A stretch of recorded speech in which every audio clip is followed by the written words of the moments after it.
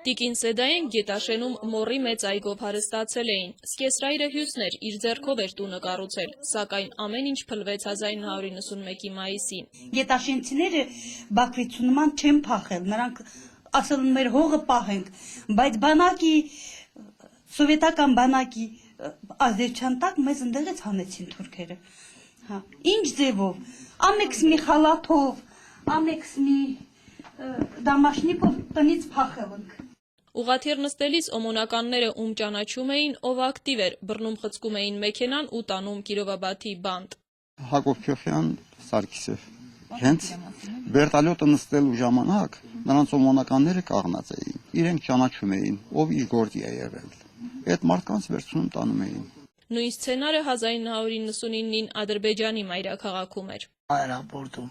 լցված ասերով վերևից գցից չին գնել գետին։ Սալդատներ կայնած ավտոմատներով միլակայերն են թողում ներս մտնին։ Հայաստանից ու Երևանից պետք է 20 հատ սամալոտ գա, որ փախստականներին տանի։ Մենք սեփական տուն ենք ունեցել 2 հարկանի իր պայմաններով, կուխնյայով, բաղնիկով, ամեն ինչով էր, 5 սենյակ էր։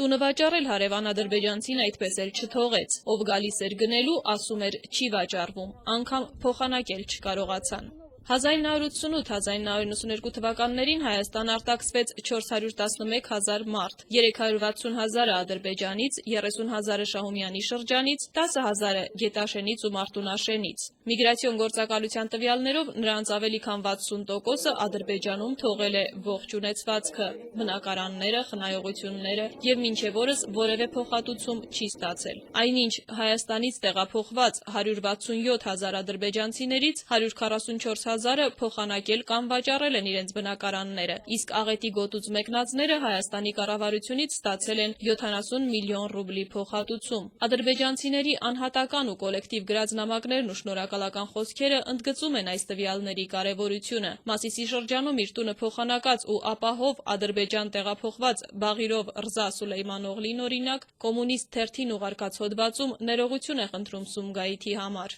Նույնաբովանդակ նամակները շատ են, պահպանվել են եւ կոլեկտիվ նամակներ, անգամ կնիքով վավերացված։ Ռանչպար գյուղի բնակիչները ղաղաղ եւ բարեկամաբար ապրել են Մասիսի շրջանում։ Կամավոր փոխանակել են իրենց բնակարանները ադրբեջանական ԽՍՀ-ի տարբեր շրջանների հայազգի բնակիչների հետ, երկկողմ համաձայնությամբ։ Սահմանագծի այս կողմում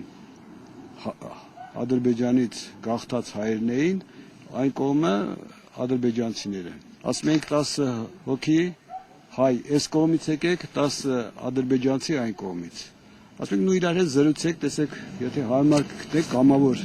սկզբունքով, ձեր բնակարանները փոխեք ու գալիս էին։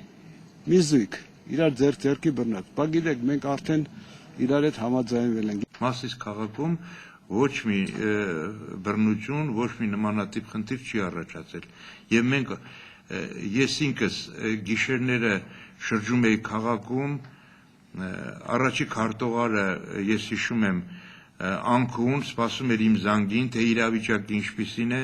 Փախստական համարվում է այն անձը, որը ռասայական, կրոնական, ազգային պատկանելության, ինչպես նաև որոշակի սոցիալական խմբի պատկանելու վախից կամ քաղաքական համոզմունքների պատճառով գտնվում է իր քաղաքացիության երկրի սահմաններից դուրս։ Դատելով փաստերից, Հայաստանից ու ազատագրված տարածքներից տեղափոխված ադրբեջանցիները փախստական համարվել չեն կարող եւ պետք է ունենան տեղափոխված անձանց կարգավիճակ։ Աննա Բալյան, Գևորգ Սիանոսյան, Երկիրն այսօր։